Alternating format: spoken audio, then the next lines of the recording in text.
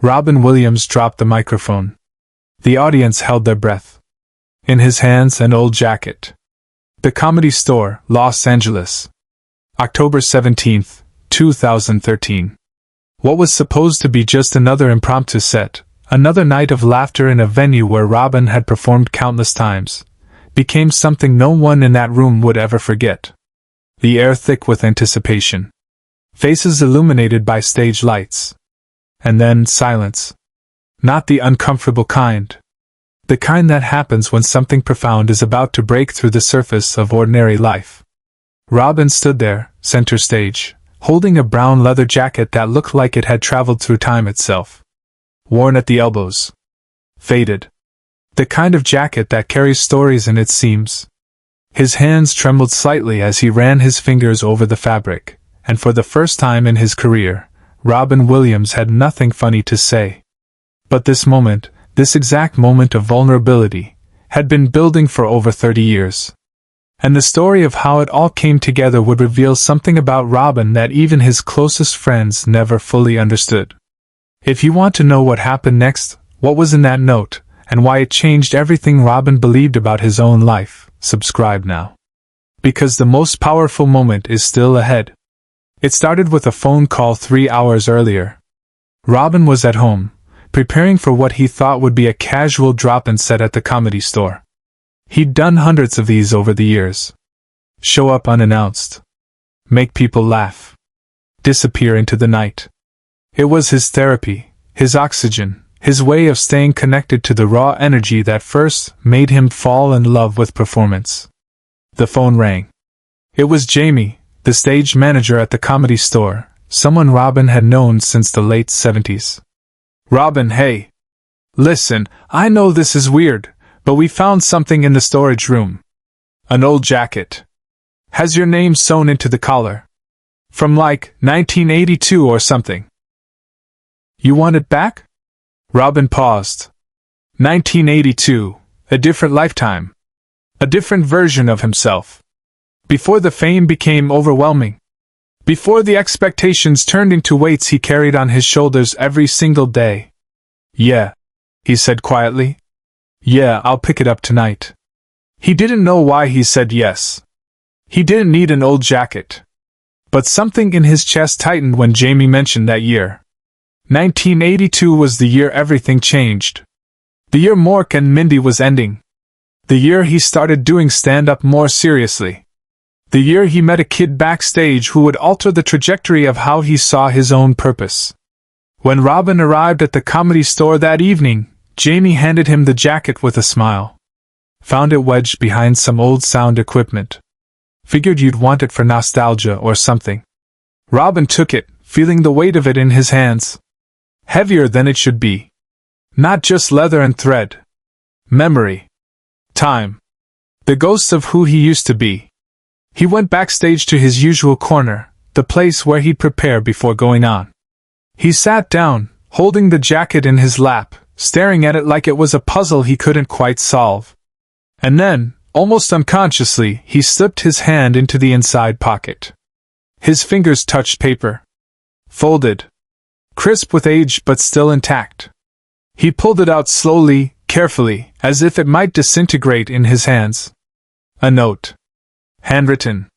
In a child's careful, unsteady script. Robin's hand stopped moving. His breath caught. Because he knew exactly who wrote this note. And he had forgotten it existed. The note was from a boy named Michael. Michael Thompson. 9 years old in 1982. Robin had met him backstage after a show at the Comedy Store, back when Robin was still climbing, still hungry, still believing that making people laugh could actually change something in the world. Michael had been brought backstage by his older sister, who worked as a waitress at the club. The kid was small, pale, wearing a baseball cap that seemed too big for his head. He didn't say much. Just stood there, staring at Robin with wide eyes. Robin, always sensitive to the energy of a room, immediately crouched down to Michael's level. Hey, buddy. You okay? The boy nodded but didn't speak. His sister leaned in and whispered something to Robin. Something that made Robin's entire face shift. The kid was sick. Really sick. Leukemia. Treatment after treatment. And his one wish, his one request, was to meet Robin Williams because Robin made him laugh when nothing else could. Robin spent 20 minutes with that kid. Not performing. Not doing bits. Just talking. Listening. Asking questions. Making Michael feel seen in a way that transcended comedy. Before Michael left, he handed Robin a folded piece of paper. "I wrote you something," he said quietly. Robin thanked him, slipped it into his jacket pocket, and never looked at it again. Life moved too fast. The jacket got left behind. The memory faded into the blur of 1,000 other backstage moments. But now, 31 years later, Robin unfolded that note and read it for the first time. "Dear Robin, thank you for making me laugh when I forget how. My sister says you're the funniest man alive. I think you're the kindest. I hope when I grow up I can make people feel the way you make me feel. Like I matter. Like I'm not just sick. Like I'm still me. Love, Michael." Robin's vision blurred. The words swam on the page. He read it again. And again. Each time, the weight of those sentences pressed harder against his chest. Like I matter. Like I'm still me. He had spent 3 decades making millions of people laugh. But he had forgotten the one person who reminded him why it mattered in the first place. Subscribe and leave a comment, because what Robin did next stunned everyone in that room. Robin stood up, still holding the note, still holding the jacket. He walked out onto the stage, not to his usual spot, but slowly, almost hesitantly, like he wasn't sure if he should be there at all. The audience, expecting his usual explosion of energy, immediately sensed something was different. The applause started but then faded into confused murmurs. Robin didn't grab the microphone. He just stood there, looking out at the faces in the crowd, the note trembling in his hand. His voice cracked. He cleared his throat. "I wasn't planning on doing this tonight." He held up the jacket.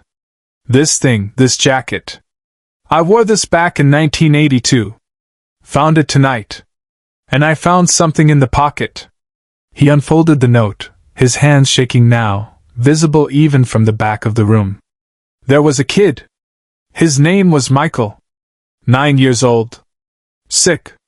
Really sick. And he came backstage to meet me because I made him laugh." Robin's voice dropped almost a whisper. "I didn't remember him. Not really. I meet so many people. You forget. You move on. But he didn't forget me." He read the note out loud. Every word. Slowly. Carefully. Like he was honoring something sacred. When he finished, he looked up at the audience, tears streaming down his face, no attempt to hide them, no joke to deflect the pain. He died 6 months later. The room went completely still. No one moved. No one breathed. I found out years later. His sister reached out to my management. Told me Michael talked about that night until the end. Said it was the best night of his life. Robin's voice broke completely. And I forgot. I forgot him. I forgot this note. I forgot what this is supposed to be about. He gestured vaguely to the stage, to the lights, to the audience. All of this. The jokes. The characters. The movies. I thought it was about being funny. About being the best. About making people laugh so hard they forget their problems for a while. He shook his head, tears now falling openly. But it's not. It's about this. He held up the note. It's about making one kid feel like he matters. Like he's still himself. Even when everything is falling apart. The audience sat in stunned silence. This wasn't a performance. This was something far more raw. Far more real. This was Robin Williams, stripped of every defense mechanism he'd ever built, standing in front of strangers and letting them see the part of him he'd spent a lifetime hiding. Robin walked to the edge of the stage and sat down, legs dangling over the side, like he used to do in the old days when the stages were smaller and the crowds were hungrier. He looked at the note again, then folded it carefully, almost reverently, and slipped it back into the jacket pocket. "I've been doing this for 40 years, he said quietly. "And I've been so afraid. Afraid I'm not good enough. Afraid people will stop laughing. Afraid that if I stop performing, I'll disappear. Because if I'm not funny, what am I?" He laughed bitterly. But Michael didn't care if I was funny. He cared that I saw him. That I listened. That I made him feel human. A woman in the third row started crying.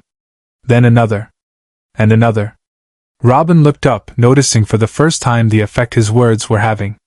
Not laughter. Something deeper. Something that couldn't be manufactured or performed. Connection. Real, unfiltered, terrifying connection. "I don't know why I'm telling you this," Robin admitted. "I didn't plan this. I was supposed to come out here and do 20 minutes about politics or something stupid. But I can't. Not tonight." He held up the jacket again. "Because this jacket reminded me of something I forgot. That the best thing I ever did wasn't a movie or a special or an award. It was 20 minutes with a dying kid who just wanted to feel normal." He stood up slowly, picking up the microphone he'd abandoned earlier. "So here's what I'm gonna do. I'm not gonna do my act tonight. I'm just gonna talk. And if you want to leave, that's okay. But if you stay, I want to tell you about Michael. Because he deserves to be remembered. And because I need to remember why I started doing this in the first place." No one left. Not a single person. For the next hour, Robin Williams told stories. Not jokes. Stories. About the people he'd met over the years who changed him. The nurse who thanked him after a hospital visit.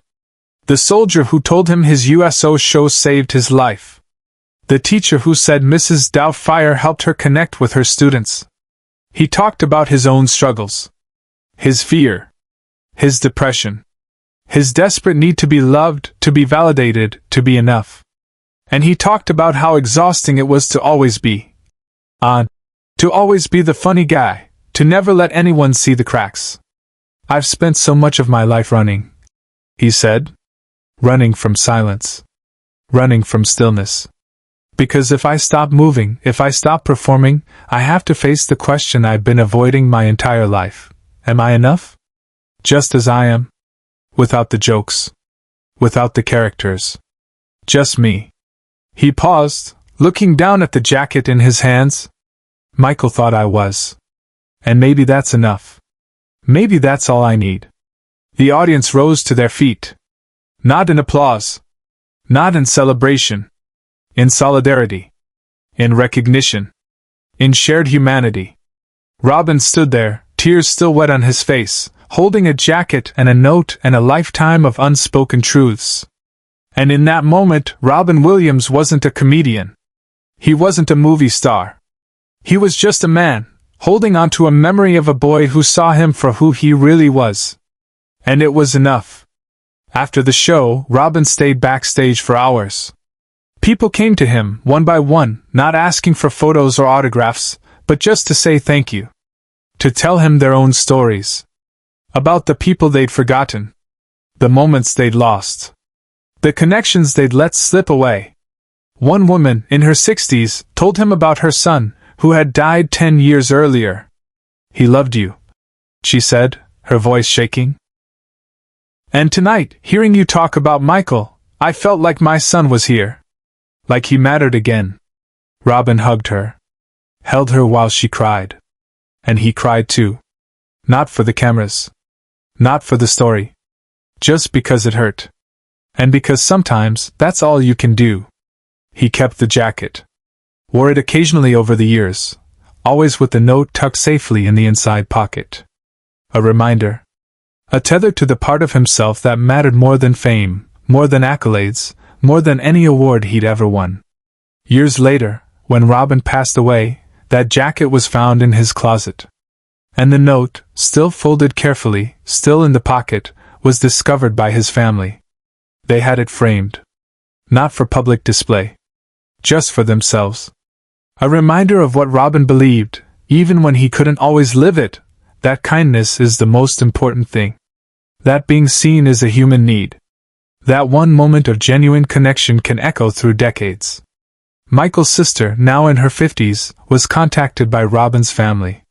She came to visit, saw the note, held it in her hands and wept. "He kept it," she whispered. "All these years. He kept it. He never forgot Michael," Robin's daughter told her. "Not after that night. He talked about him. About what that note meant. About how it changed the way he saw his work." Michael's sister nodded, tears streaming down her face. "Michael would have loved that. He really would have. And maybe that's the real legacy. Not the movies. Not the awards. Not the laughter. But the quiet moments. The connections. The times when Robin Williams stopped being a performer and became just a man. A man who saw a dying boy and made him feel like he mattered. A man who carried that moment with him for the rest of his life. A man who, despite all his pain and struggle, chose to remember what really mattered. Because in the end, it's not about how many people laugh. It's about whether you made one person feel seen. One person feel valued. One person feel like they're still themselves, even when everything is falling apart. Robin Williams did that for Michael. And for thousands of others. And maybe, in those rare moments of stillness, he did it for himself too. Share and subscribe, so his story will never be forgotten.